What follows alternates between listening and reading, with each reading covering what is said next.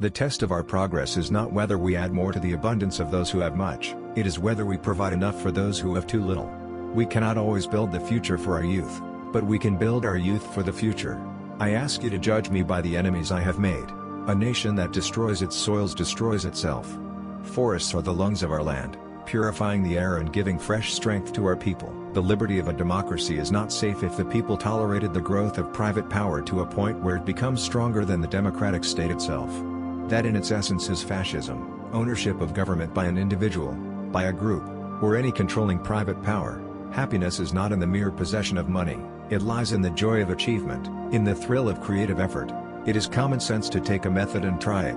If it fails, admit it frankly and try another. But above all, try something. Remember always, that all of us, and you and I especially, are descended from immigrants and revolutionists. It isn't sufficient just to want, you've got to ask yourself what you are going to do to get the things you want. The truth is found when men, and women, are free to pursue it. Better the occasional faults of a government that lives in a spirit of charity than the consistent omissions of a government frozen in the ice of its own indifference. True individual freedom cannot exist without economic security and independence. People who are hungry and out of a job are the stuff of which dictatorships are made. Freedom.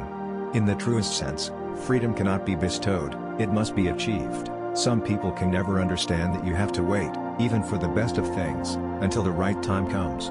I venture the challenging statement that if American democracy ceases to move forward as a living force, seeking day and night by peaceful means to better the lot of our citizens, fascism will grow in strength in our land.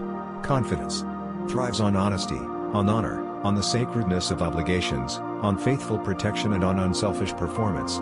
Without them it cannot live. The alternate domination of one faction over another, sharpened by the spirit of revenge, natural to party dissension, which in different ages and countries has perpetrated the most horrid enormities, is itself a frightful despotism. There are very few things we can know beforehand. We will try, and if we find we are wrong, we will have to change.